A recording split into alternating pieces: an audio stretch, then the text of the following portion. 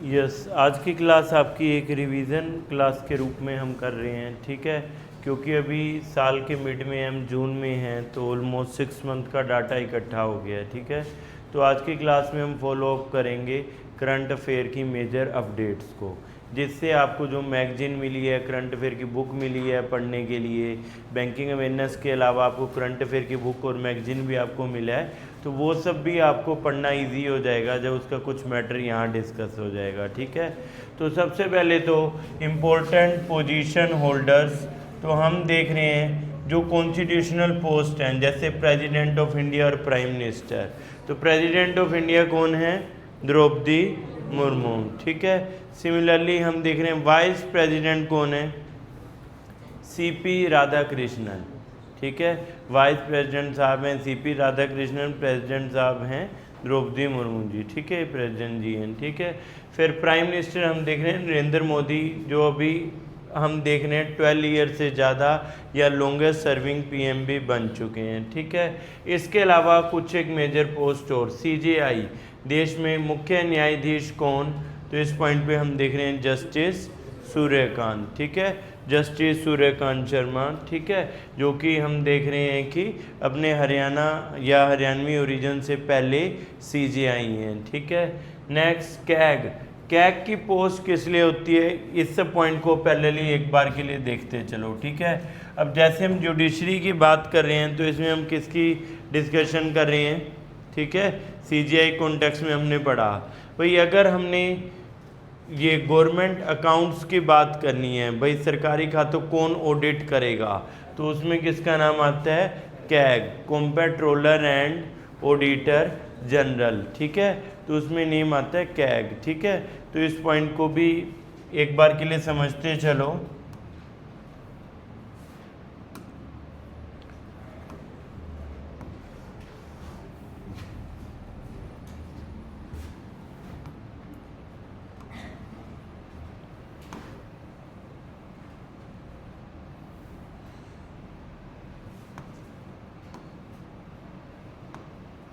ठीक है, अब देखो कई सारी पोस्ट हैं जिनके बारे में आपको बढ़िया से पता हो, जिसमें एक एग्जांपल हम अभी देख रहे थे, जैसे कैग,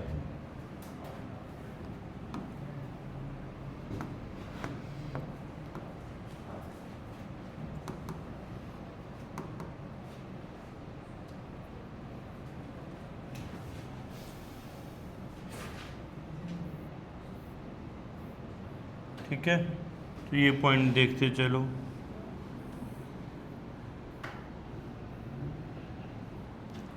कैग पोस्ट की जब हम बात करें, तो अगर हमने देखना है सबसे पहले, जैसे कॉन्स्टिट्यूशनल पोस्ट का हमने एग्जांपल देखा, संवैधानिक पद। एक तो हम पढ़ते हैं कॉन्स्टिट्यूशनल पोस्ट, संवैधानिक पद,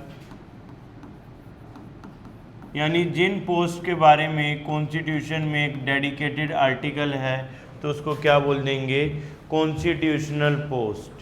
जैसे अभी एग्जांपल हम देख रहे थे, इसको हम याद रखते हैं ऐसे 5 6 7 2 3 4 11 11 का देखो सब में गैप हो जाएगा।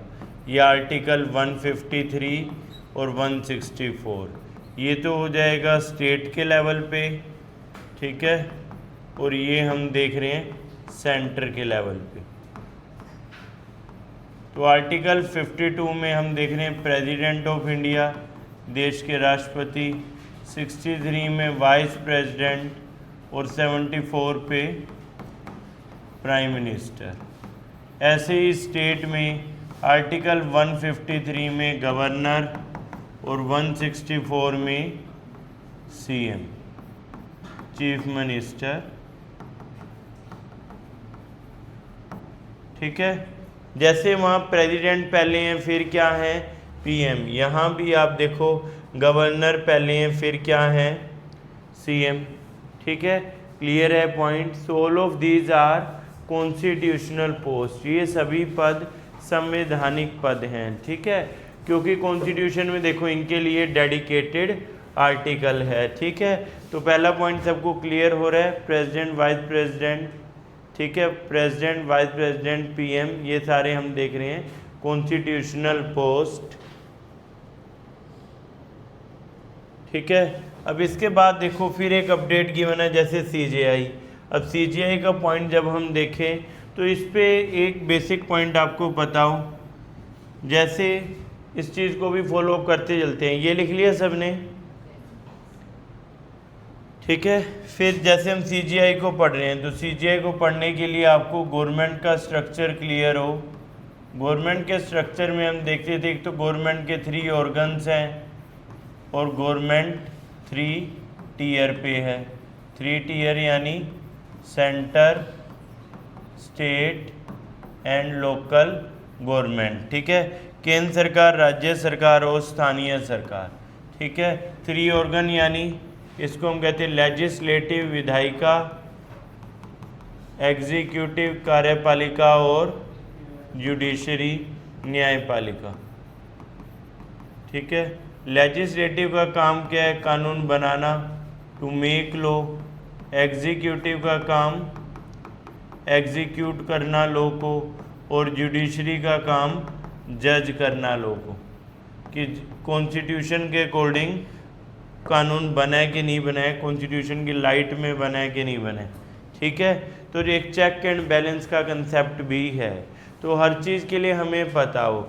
अभी हम जुडिशरी देख रहे हैं तो जुडिशरी का क्या पॉइंट है? देखो जुडिशरी भी 3 टीयर है, जुडिशरी के भी 3 टीयर हैं, या सरकार के 3 स्तर हैं, जुडिशरी 3 टीयर। सबसे पहले हम देखते हैं सुप्रीम कोर्ट सेंटर के लेवल पे, फिर हम देखते हैं हाई कोर्ट स्टेट के लेवल पे, और सब ऑर्डिनेट कोर्ट डिस्ट्रिक्ट के लेवल पे, ठीक है। अधीनस्थ न्यायालय सब ऑर्डिनेट कोर्ट्स, जिसमें आते हैं district court and session court. जो सबसे बड़े जज सुप्रीम कोर्ट में होते हैं तो उन्हें कहते हैं CJI, जैसे अभी हम पढ़ रहे हैं जस्टिस सूर्यकांत, ठीक है। फिर हम देखें हाई कोर्ट में सबसे बड़े जज को बोलते हैं CJ, चीफ जस्टिस, ठीक है। और फिर सबऑर्डिनेट कोर्ट्स आपके आ रहे हैं, जिसके जज को हम मजिस्ट्रेट साहब या सिंपली जज साहब कह देते हैं, ठीक है। तो गवर्नमेंट के 3 ऑर्गन 3 टीयर क्लियर हो रहा है। हर टीयर का अपना काम है। जैसे हम देख रहे थे कोई कॉलोनी में, शहर में कहीं कुछ स्ट्रीट लाइट ख़राब होगी, पानी नहीं आया, तो किसका काम है? लोकल गवर्नमेंट, अपने एरिया के MC पार्षदों का काम, ठीक है। फिर हम देखें उससे पहले, और जैसे गांव के अंदर की कोई सड़क नहीं बनी है तो किसका इशू है? सरपंच, पंचायतों से जुड़ा, ठीक है। गांव को जोड़ने वाली मुख्य सड़क अगर कच्ची है उसको लेकर इशू है बस स्टैंड जिस पे है तो state government. National highway expressways को लेकर कोई इशू है तो सेंट्रल गवर्नमेंट, ठीक है। क्लियर है ये पॉइंट? ठीक है, इसी चीज़ पे लिखते चलें। जैसे अभी हम देख रहे थे ईरान और अमेरिका, ईरान अमेरिका की वॉर रुक गई है, ठीक है, एक डील साइन हो गया है। तो इसके ऊपर कुछ महानुभाव मैंने देखा पार्क में चर्चा कर रहे थे, बोले हमारे एरिया का पार्षद कोई काम का नहीं है। क्यों? बोले ईरान अमेरिका की वॉर चल रही है और बता, तो वो बीच में जाए खड़ा हो जाए, दोनों तरफ से रुक जाओ थोड़ी देर मत लड़ो। पार्षद का ईरान अमेरिका की वॉर से क्या लेना देना, ठीक है। देश का मुद्दा है कि लोकल गवर्नमेंट है। कई लोग कंफ्यूज हो जाते हैं, लोकल इशू को ऊपर उठा लेते हैं और कई बार ऊपर के इशू को लोकल लेवल पे ले जाते हैं, ठीक है। तो वो बताओ कहाँ पार्षद, कहाँ ईरान अमेरिका के बीच में युद्ध चल रहा है। कई बार इससे अपोजिट भी पता चला, घर पे पानी नहीं आया, दूध खराब हो गया तो PM को टैग कर रहे हैं, ये है हमारा विकसित भारत। बताओ, उसमें बोले ऐसे बनेंगे हम विश्व गुरु क्योंकि दूध घर में फट गया हमारे।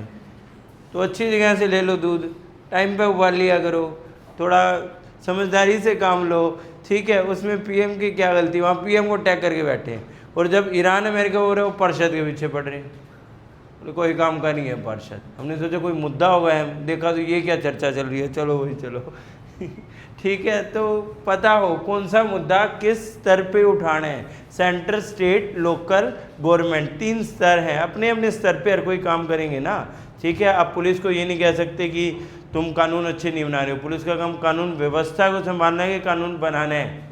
कानून बनाने की बात करनी है, हम सांसदों से कर सकते हैं, विधायकों से कर सकते हैं, ये समस्या है जिस पर बनाओ कानून, ठीक है, तो हम उनसे कर सकते हैं। अगर हम वहाँ पुलिस स्टेशन जाके धरना दे हमारे पानी नहीं आ रहा है, इसके फिर क्या, ये वाटर बोर्ड है, अभी जल बोर्ड है, यहाँ पे आके धरना दे रहे हो कि पानी नहीं आ रहा है, तो जल बोर्ड के सामने उससे जुड़ी समस्या हो। ऐसे ही सरकार के क्या हैं स्तर, centre, state and local government, और सबका अपना अपना काम है, अपना डोमेन है, ठीक है। यहाँ पे भी हम देखें लेजिस्लेटिव का काम क्या है, कानून, एग्जीक्यूटिव एग्जीक्यूट लो, जुडिशरी जज लो, और जज में जो सुप्रीम कोर्ट में सबसे बड़े जज, अब वैसे तो सुप्रीम कोर्ट माना जाता है सारे जज इक्वल हैं, ऑल जज are equal, one among equal word use होता है, लेकिन सीजीआई का काम क्या है, इनको कहते हैं master of the roster. Master of roster मतलब अब कोई केस आया, उस केस में कितने जज बेंच बैठेगा सुनवाई के लिए, कौन तय करेंगे, सीजीआई। कौन कौन से जज उस बेंच में बैठेंगे, कौन तय करेगा, खुद भी उसमें बैठना चाहते हैं, नहीं बैठना चाहते हैं। जैसे टाइम टेबल बनाना होता है ना, मान लो कोई टाइम टेबल बनाए, तो टाइम टेबल बनाने की पावर तो ये छोटी पावर तो नहीं है देखा जाए तो फिर भी इसके अकॉर्डिंग, इसलिए हम क्या कहते हैं चीफ जस्टिस ऑफ इंडिया। और हाई कोर्ट में जो है, जैसे अपना पंजाब हरियाणा हाई कोर्ट है, वहाँ क्या बोलेंगे, सिंपली चीफ जस्टिस, ठीक है। यहाँ पे हम जो जज होंगे सीधा मैजिस्ट्रेट साहब या जज साहब कह देंगे, ठीक है। इसके अंदर दो होते हैं, क्रिमिनल और सिविल केसेस के कोर्ट अलग, district court and session court. जैसे अपने हिसार में भी तो कचहरी है, ठीक है, बोलते हैं कचहरी, पुराना चलता है हिसार कचहरी। कचहरी में कौन से कोर्ट हैं, डिस्ट्रिक्ट कोर्ट, सेशन कोर्ट। और चंडीगढ़ चले गए तो हाई कोर्ट, और दिल्ली सुप्रीम कोर्ट, ठीक है। समझ में आ रहे हैं पॉइंट। जब ये बेसिक क्लियर हों तो इससे जुड़े करंट अफेयर भी हमें पता चलते हैं, ठीक है। सीजीआई भी वैसे कॉन्स्टिट्यूशन में इनकी पोस्ट है आर्टिकल 124 में, ये भी एक संवैधानिक ही पद है, ठीक है। ऐसा नहीं है कोई भी कॉन्स्टिट्यूशन जिसके लिए आर्टिकल है जिस पद के लिए, वो पद क्या हो जाएगा, कॉन्स्टिट्यूशनल पोस्ट, क्योंकि इनकी अपॉइंटमेंट होती है जजेस की, ठीक है, नियुक्ति होती है इनकी। क्लियर है ये पॉइंट, ठीक है। अब देखो अगला पॉइंट इसमें क्या गया ना, कैग। अब कैग के ऊपर डिस्कस करते हैं, ये सबके समझ में आ गया। कैग के मुद्दे पे आ जाएं। अब देखो कई बार ना लोगों के मन में डाउट होते हैं, जैसे मैं भी बता रहा था, ये डाउट किसको लेकर आता है, स्कैम या घोटाला, कैसे पता चले स्कैम है। अब मान लो कोई रूलिंग पार्टी है, वो हर मुद्दे पे कोई स्कैम नहीं है, फालतू की बात है, और ओपोजिशन है वो हर मुद्दे पे सुबह उठते बोले स्कैम घोटाला हो गया, क्यों, बोले पीएम उठ गए, बोले सो गए थे फिर नहीं, बोले सो गए थे फिर एक और हो गया था, अब जाग गए फिर हो गया, और गाड़ी में बैठ के फिर हो गए, कहीं रैली में चले गए फिर हो गए, और दिन रात बोल रहे हैं घोटाला घोटाला घोटाला, और ओपोजिशन ये बोल रहा है और रूलिंग गवर्नमेंट कहेगी कुछ नहीं है कुछ नहीं है कुछ नहीं है, यही सब चल रहा है दोनों में। अब जो जनता है उसके सामने सही पिक्चर कौन रखे कि वाकई कोई घोटाला है कि नहीं है, क्या पता कैसे चलेगा। तो उसके लिए अपने देश में दो अथॉरिटी हैं, दो एजेंसी हैं। एक तो पहला है इस मुद्दे पे कोर्ट क्लियर करता है हमें कोई भी मुद्दा है कि घोटाला है कि नहीं है। दूसरा जो हम टॉपिक इस पे देख रहे हैं कैग, कॉम्पेट्रोलर एंड ऑडिटर जनरल। इन दोनों संस्थाओं ने किसी मुद्दे पे कहा तो स्कैम है, अदरवाइज नहीं है। जैसे आपको याद है बीच में मुद्दा उठा था राफेल जब खरीदे थे, तो कोर्ट में क्या पता चला स्कैम नहीं है, ठीक है। अब कोई 100 बार स्कैम बोलता है, स्कैम स्कैम स्कैम, तो क्या मान लिया जाए स्कैम है। कोई बोले मैं 2 बार बोल गया मेरा ही मान लो, ये 100 बार बोल रहा है। कोई कह रहा है मैं बोल रहा ही नहीं तो भी मान लो। कोई कह रहा है कि नहीं है, कोई बोला मैंने 100 बार कह दिया नहीं है, तो फिर क्या नहीं होगा। तो कैसे पता चले, ये दो एजेंसी हैं। तो क्या ऑडिट किसकी करते हैं, ऑडिट कहते हैं ना, ऑडिट कर रहे हैं, ऑडिट से किसी चीज़ की सही पिक्चर पता चलती है ना भाई, क्या ठीक है क्या नहीं है। तो इसके तो नाम में क्या है, इस पद के नाम में ऑडिट, और इन्हें पता चलता है सरकारी योजना है। कई बार ना हमें ना जानकारी नहीं होती और हम कुछ का अर्थ का अनर्थ बना देते हैं। निष्कर्ष, जैसे एक योजना का नाम आपने सुना है बेटी बचाओ बेटी पढ़ाओ। अब वो योजना क्या कहती है, वो योजना कहती है बेटियों के संदर्भ में प्रचार प्रसार, ठीक है, और लिंग की जांच नहीं होगी। ये सारे काम करने से हमारा लिंगानुपात दर सुधार हुआ है। पहले कुछ समय पहले जब तक ये योजना नहीं आई थी 2015 से पहले, आप देखो पूरे देश में हरियाणा की रैंक क्या थी, लास्ट, ठीक है, सबसे आखिर में थे, या खराब में देखे तो पहले नंबर पे थे। किस में, मेल फीमेल के रेशो के ऊपर, लिंगानुपात दर, ठीक है। तो इस जेंडर रेशो में क्या था, 1000 मेल पे सिर्फ 871 फीमेल थी। तो यानी दिक्कत तो थी, लेकिन अब क्या है 910 से 930 के बीच में है। कभी तो हम 930 क्रॉस कर जाते हैं, कभी 910, 20, 30। आज स्थिति क्या है? बेहतर। आज हम देख रहे इतनी सारी लड़कियां भी हो रही है, लड़कियां, आज बिल्कुल स्थिति बेहतर है। तो कहीं ना कहीं देखो, कोई योजना, कोई बात, कोई चीज़ तो असर करी ही है। बट किसी योजना काम ही है प्रचार प्रसार करना, उसको हम कहीं इसमें सारा पैसा प्रचार में खर्च किया, तो पहले पढ़ तो नहीं है किस चीज़ की। अगर गड़बड़ किया, मान लो बोल दिया जी प्रचार में खर्च करें, नहीं किया, खुद खा गए, अपनी कोठी में लगा दिया, तो वो क्या होगा? फिर होगा घोटाला, उसको बोलते हैं घोटाला। अब कोई योजना में सरकार ने कह के खर्च किया, जी हम इस पर 10,000 करोड़ खर्च करेंगे और हमें ये इससे आउटकम चाहिए, फिर कोई 10,000 इसमें लगा दिए, तो अपने घर पे तो नहीं लगाए ना। जो योजना पहले बात हुई, पता, जैसे एक योजना आपको पता है पुरानी शिक्षा, सर्व शिक्षा अभियान।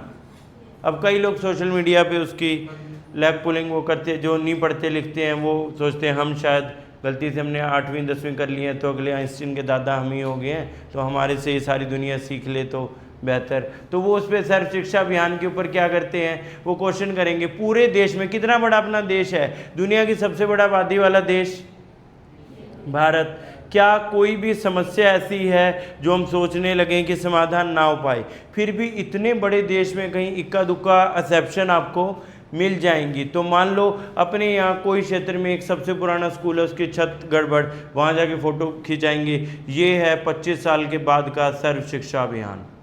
पहली बात तो सर्व शिक्षा अभियान के बाद अब पॉलिसी चेंज हो गई है 18 से, समग्र शिक्षा अभियान।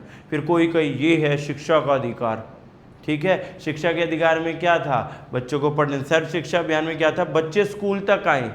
उस स्कीम में पढ़ते लो, उसमें है क्या? उसमें ये थोड़े कहा था कि स्कूल तक लेके आने का पहला टारगेट था, उसमें कहीं नहीं कहा था दूसरी तरफ पिक लगा देंगे अमेरिका किसी स्कूल की, अमेरिका के स्कूल, भारत के स्कूल, ऐसे बनेंगे हम विश्व गुरु। ये है सर्व शिक्षा अभियान। तो ऐसे कहीं पे भी नहीं कहा था एक स्कीम के आने से हम सीधा विश्व गुरु बन जाएंगे। कहीं पे ऐसे लिखा हुआ है, सरकार ने लिखवाया है, डॉक्यूमेंटेड है, कहीं पे किसी स्कीम में लिखाया हो कि ये स्कीम आ गया, अब हमारे स्कूल कैसे होंगे, अमेरिका के स्तर के होंगे, कभी भी लिखवाया हो किसी भी सरकार ने किसी भी स्कीम में। लेकिन हम लोग सोच लेते हैं, क्योंकि घोटाला तब माना जाएगा स्कीम पे पैसा बोला और सरकार ने पैसा खर्च नहीं किया, अपने पर्सनल यूज़ पे कर लिया, अपने कोई रिश्तेदार के यहाँ पैसे लगवा दिए, अपने कोई प्लॉट खरीद लिए, खुद पे कहीं पैसा लगवा दिए, तो उसको क्या माना जाएगा? घोटाला। नहीं तो पता तो स्कीम की डिटेल, और अगर घोटाला हुआ है तो उसकी रिपोर्ट संसद के पटल पे रखते हैं कौन? कैग। फिर उस पर चर्चा होती है, डिस्कशन होती है, फिर देश के सामने पिक्चर आती है, वो होता है एक्चुअल स्कैम। तो कैग का काम पता चला आपको क्या है?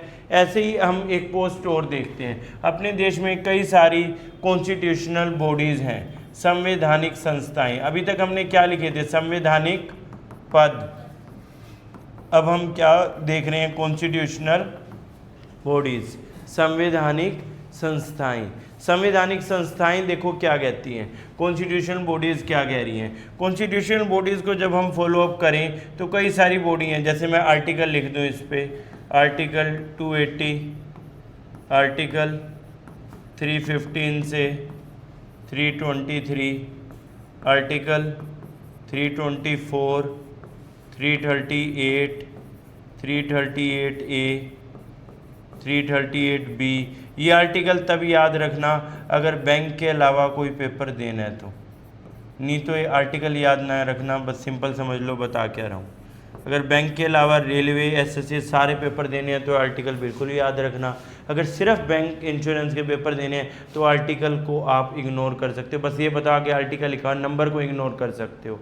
आर्टिकल 280 में क्या है? एक संस्था है फाइनेंस कमीशन, इसका काम क्या है? डिवीजन ऑफ टैक्सेस, सेंटर और स्टेट के बीच में करों का बंटवारा। आर्टिकल 315 से 323 तो इसमें आ जाता है UPSC, union public service commission. Article 324 देश में चुनाव आयोग, election commission of India. Election commission में जो सबसे बड़ा पद है वो है चीफ इलेक्शन कमिश्नर, मुख्य चुनाव आयुक्त, ठीक है। आर्टिकल 338 में क्या है? NCSC, national commission on schedule cast, इसमें क्या है? Ancestry, national commission on schedule tribe, ठीक है। और यहाँ हो जाएगा NCBC, national commission on backward classes. ठीक है, एक NCSC है, NCST है, और तीसरा हिस्सा क्या है, NCBC, national commission on schedule caste, national commission on schedule tribe and national commission on backward classes. All of these are क्या है, ये सब के सब कॉन्स्टिट्यूशनल बॉडीज। क्यों कॉन्स्टिट्यूशनल बॉडी है, सामने क्या लिखा हुआ है इनके आर्टिकल, इन सबको डिटेल में हम पढ़ते हैं SSC में, पॉलिटी में। यहाँ तो आपको समझाने के लिए बताया ये क्या है, कॉन्स्टिट्यूशनल बॉडीज। तो ये आर्टिकल्स भी हमें तब याद रखने जब अदर एग्जाम को भी हम टारगेट लेके चल रहे हैं। तो कॉन्स्टिट्यूशनल बॉडीज का क्या है, फाइनेंस कमीशन के जो हेड बनेंगे उनको हम पढ़ेंगे। देखो क्या लिखा हुआ है, chairman 16 finance commission doctor Arvind Panagariya. मिल गया सबको ये पॉइंट, ठीक है। फिर UPSC के जो चेयरमैन होते हैं उनको हम पढ़ते हैं। इलेक्शन कमीशन को लेकर chief election commissioner Gyanesh Kumar, तो देखो ये भी हम पढ़ते हैं। फिर हम देखें NCSC के जो हेड, NCST के हेड, NCBC के हेड, ये सारों पे हमें पढ़ना होता है, ठीक है। तो पता चला क्यों पढ़ना है। ऑल ऑफ दीज आर कौन सी बॉडीज हैं, ये कॉन्स्टिट्यूशनल बॉडीज। तो समझ में आया कॉन्स्टिट्यूशनल बॉडीज। पहले हमने क्या पढ़ा था, कॉन्स्टिट्यूशनल पोस्ट, फिर अभी हम क्या पढ़ रहे हैं, कॉन्स्टिट्यूशनल बॉडीज भी, ठीक है। क्लियर है ये, ठीक है। इसलिए हम यहाँ जो इम्पोर्टेंट पोजीशन पे हैं इनको हम पढ़ते हैं कि हमें पता हो कौन कौन व्यक्ति इन पदों पे है, ठीक है। पहले उस संस्था के बारे में बताओ, जिसका जो काम है, मतलब जो नाम है वही उसका काम होता है। अब फाइनेंस कमीशन का काम क्या है, division of taxes between centre and state और विद इन द स्टेट, ठीक है। UPSC का काम क्या है, यूनियन पब्लिक सर्विस कमीशन, देश में IAS IPS जो सबसे बड़ा एग्जाम है उसकी भर्ती के लिए ये आयोग है, तो ये भर्ती करवाता है उसकी, ठीक है। इलेक्शन कमीशन का काम क्या है, नाम ही चुनाव आयोग है, तो चुनाव कंडक्ट करवाना है इसका काम, ठीक है। Free and fair election conduct करवाना इसका काम है। NCSC का काम शेड्यूल कास्ट से जुड़े हुए मुद्दे, ठीक है, कोई नई कास्ट को उसमें ऐड करना, ये सारे पॉइंट को लेकर। Similarly NCST for schedule tribe and NCBC for national commission on backward classes, ठीक है। समझ में आ रहा है सबको ये क्या पॉइंट है, क्लियर है ये, ठीक है। इसको देखते चलो, कोई डाउट है, कंफ्यूजन है तो इस पे बताओ, ठीक है। आगे बढ़े, क्लियर। अब कॉन्स्टिट्यूशनल बॉडी समझ में आया, तो क्या क्या पॉइंट हमने देखा, फिर से देखो। कॉन्स्टिट्यूशनल बॉडीज, गवर्नमेंट का पॉइंट, जुडिशरी का पॉइंट, सबसे पहले क्या लिखा था, कॉन्स्टिट्यूशनल पोस्ट, ठीक है, ये सारा पॉइंट। अब इसके बाद एक और बॉडी का टाइप लिखो, स्टैट्यूटरी बॉडीज। स्टैट्यूटरी का मीनिंग क्या होता है, इसका मीनिंग है made by an act of parliament. Constitution में नहीं लिखा हुआ, लेकिन देश के संसद में कानून पास करके, पारित करके इन बॉडीज़ का गठन किया गया, फॉर्मेशन हुआ। फॉर एग्जांपल जैसे NCW, NCM, NHRC, ठीक है। NCW है नेशनल कमीशन फॉर वुमेन, इसका एक्ट आया 1990। NCM में नेशनल कमीशन फॉर माइनॉरिटीज़, इसका एक्ट आया 1992, ठीक है। पहला है राष्ट्रीय महिला आयोग, दूसरा क्या है, राष्ट्रीय अल्पसंख्यक आयोग, तीसरा NHRC का एक्ट आया 1993, नेशनल ह्यूमन राइट कमीशन, राष्ट्रीय मानवाधिकार आयोग, ठीक है। नेशनल ह्यूमन राइट कमीशन, राष्ट्रीय मानवाधिकार आयोग, ठीक है। तो ये सारे पॉइंट भी इस पे आप लिखते चलें।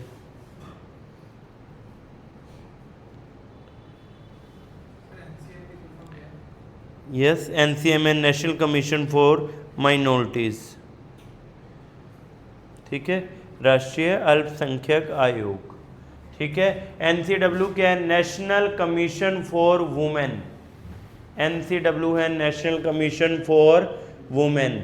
NCM क्या है, नेशनल कमीशन फॉर माइनॉरिटीज़, ठीक है। और NHRC है नेशनल ह्यूमन राइट कमीशन, ठीक है। क्लियर है पॉइंट। तो ये सारी बॉडीज़ क्या हैं, ये सब बॉडीज़ क्या हैं? स्टैट्यूटरी बॉडीज़, ठीक है।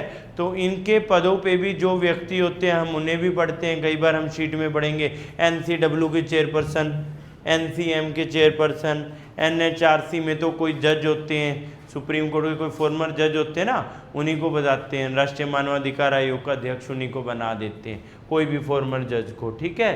तो ये सारा पॉइंट इस पे आता है। फिर अगले पॉइंट पे आते हैं, यहाँ तक क्लियर है सबको? एक बॉडी और देखते हैं। फिर इसके बाद है इंटेलिजेंस बॉडीज। इंटेलिजेंस वाली कौन सी बॉडीज हैं? इंटेलिजेंस बॉडीज कौन सी हैं देश में, बताओ?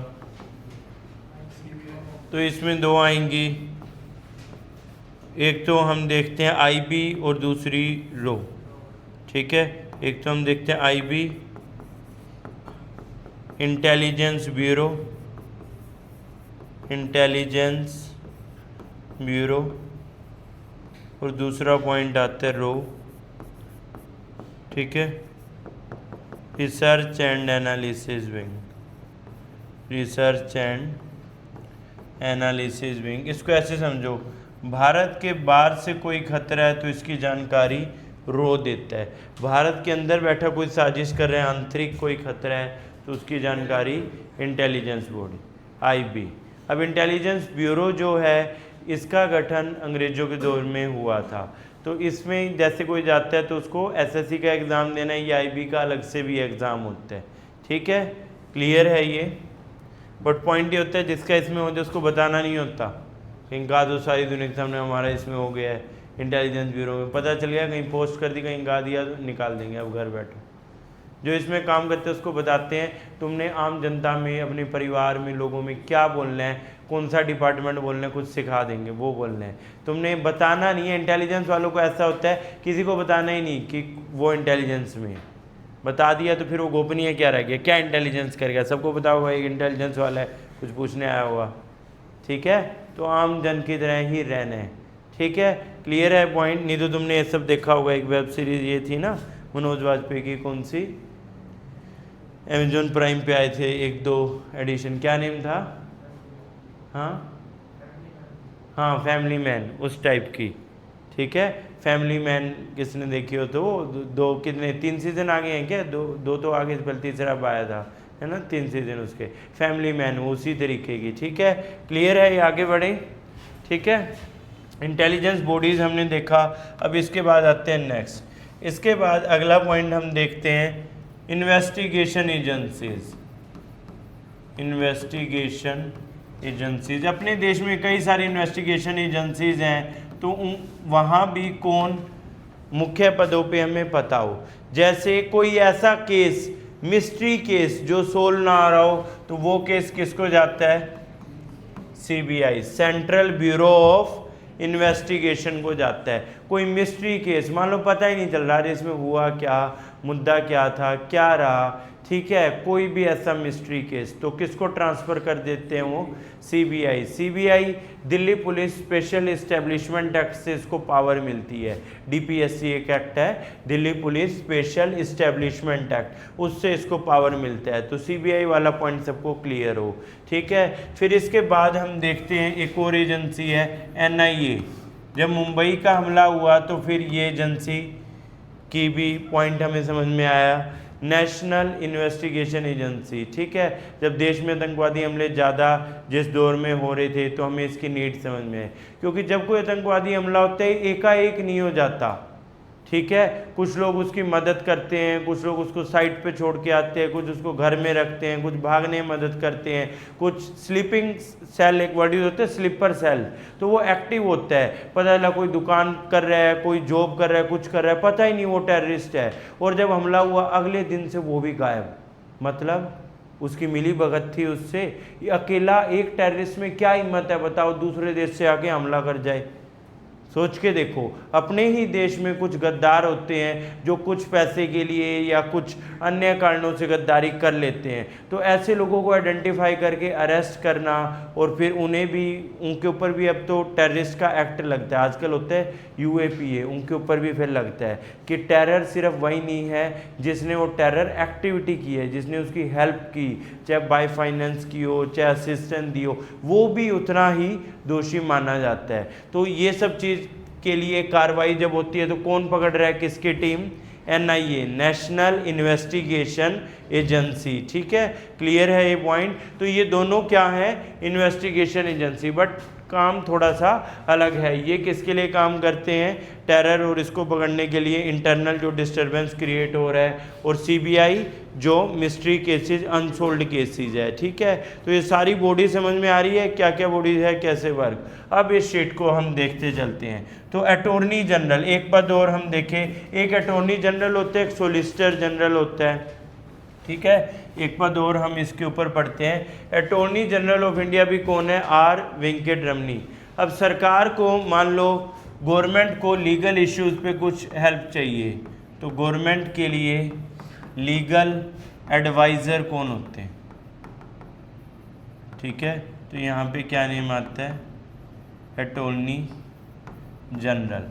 सरकार को किसी मुद्दे पे लीगल सलाह चाहिए, जैसे एक लॉ कमीशन होता है, एक तो क्या होता है लॉ कमीशन, ये अलग पॉइंट है।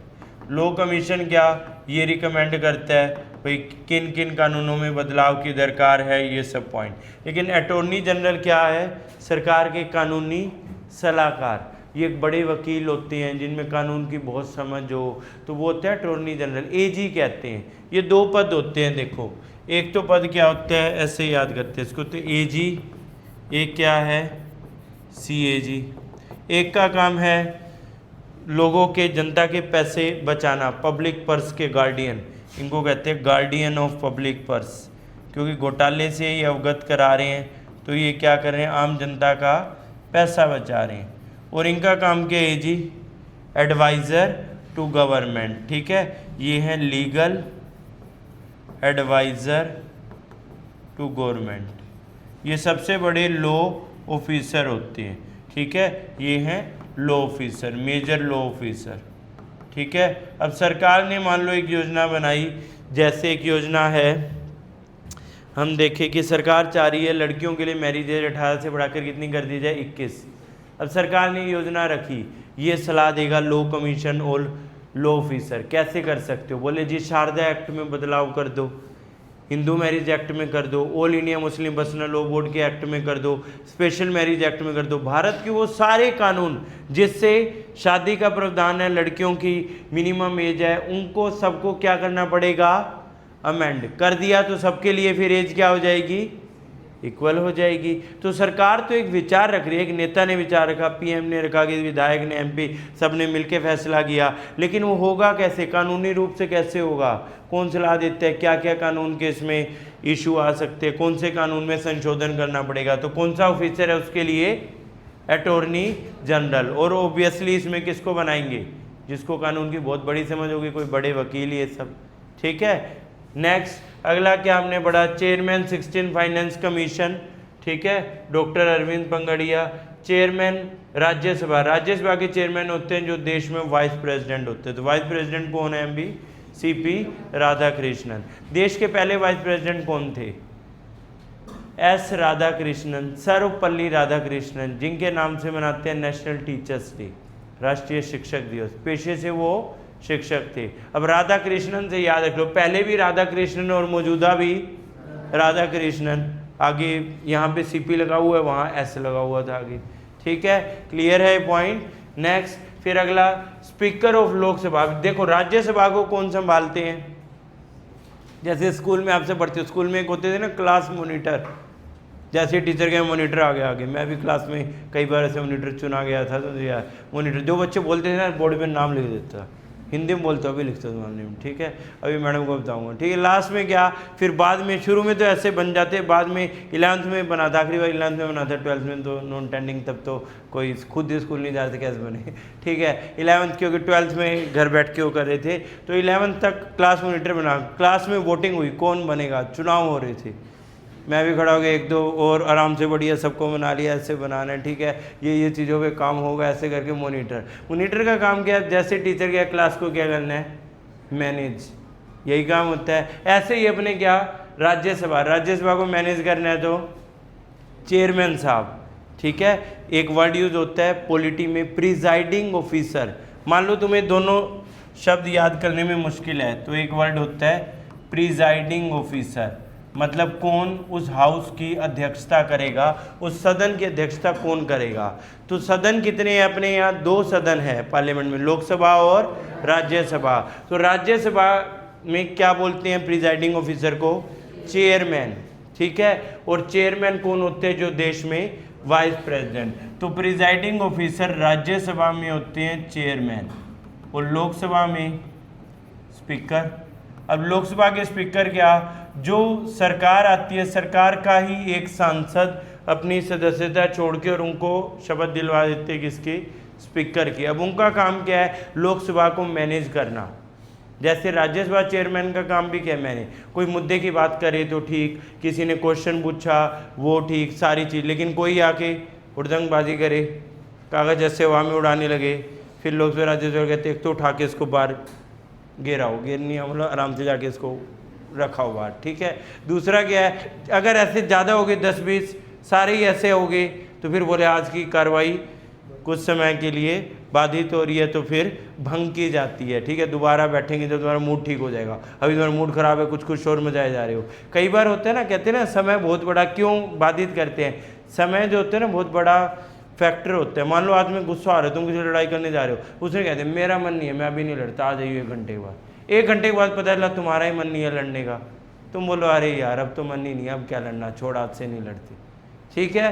क्योंकि बीच में क्या है, समय एक बड़ा फैक्टर। तो पता चला यहाँ सारे लड़ रहे हैं, ओपोजिशन वाले और रूलिंग गवर्नमेंट वाले दोनों लड़ने को तैयार हैं। इतने में संसद की कार्रवाई क्या कर दी, ठप, ठीक है। वे कुछ समय बाद इकट्ठे बैठेंगे, तब तक शायद गुस्सा क्या हो जाए, शांत, एक दूसरे के प्रति जो रोष है वो खत्म हो जाए, तो वापस से आ गई। तो इसलिए ये सब चलता है, यानी मैनेज करने के लिए कोई एक पद हमें चाहिए। फिर अगले governor of RBI, RBI governor कौन है अभी, संजय मल्होत्रा, ठीक है, तो हमने पढ़े। फिर और उसके बाद चीफ इंफॉर्मेशन कमिश्नर ने, फिर हम आगे बढ़ते हैं। सेबी के चेयरपर्सन कौन है, तुहिन कांता पांडे, ठीक है। सेबी चेयरपर्सन तुहिन कांता पांडे, ठीक है। सेबी के चेयरपर्सन हम देख रहे हैं तुहिन कांता पांडे, सेबी चेयरपर्सन, ठीक है, तुहिन कांता पांडे।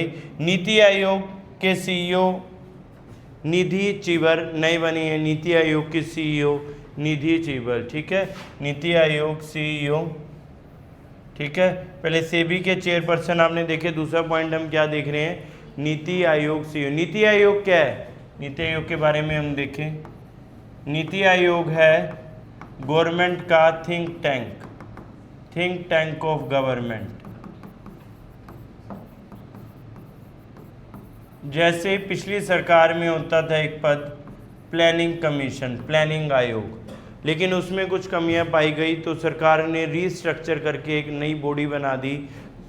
1 जनवरी 2015 से काम कर रहा है नीति आयोग। प्लानिंग कमीशन अपने ढंग से काम कर रहा था, वो पंचवर्षीय योजना बनाता था। नीति आयोग 3 साल, 7 साल, 12, 15 साल के अलग से योजनाएं लेकर आता है, ठीक है। नीति आयोग का पॉइंट है ये राज्यों में ना प्रतिस्पर्धा करवाता है, कंपटीशन कराता है। उस कंपटीशन के चलते क्या होगा, कोई राज्य अच्छा करेगा तो जो सरकार है बताएगी अचीवमेंट, जी हमने इसमें अच्छा किया, और ख़राब करेगा तो अपोजिशन बताएगा जी इसमें ख़राब कर रहे हैं। तो एक वर्ल्ड गवर्नमेंट ने देखा अपने देश में, आपको पता है 700 से ज़्यादा डिस्ट्रिक्ट हैं, तो कुछ डिस्ट्रिक्ट है जिनको कहते हैं पिछड़े, बैकवर्ड, तो सरकार ने उनके लिए वर्ड दिया था एस्पिरेशनल।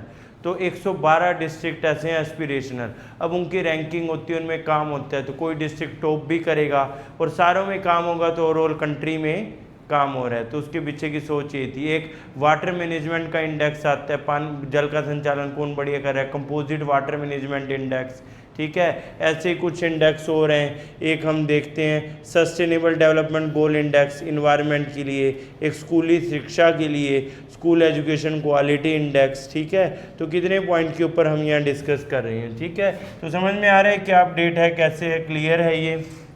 नेक्स्ट इसके बाद फिर इसरो के चेयरमैन वी नारायणन, इसरो के चेयरमैन हम देख रहे हैं वी नारायणन, ठीक है। इसरो के चेयरमैन हम देख रहे हैं वी नारायणन, ठीक है। क्लियर है सबको ये पॉइंट। अभी तो हमने इस चीज़ को डिस्कस किया, आगे फिर फॉलो अप करेंगे बाकी और जो स्टैटिक और सिमिलर टाइप की एक मिसलेनियस क्लास आगे और करेंगे, ठीक है। सो अभी के लिए इतना ही करते हैं, इसी पॉइंट को ही डिस्कस करते हैं, ठीक है। ठीक है, लिख लिया था ना सबने? ठीक है।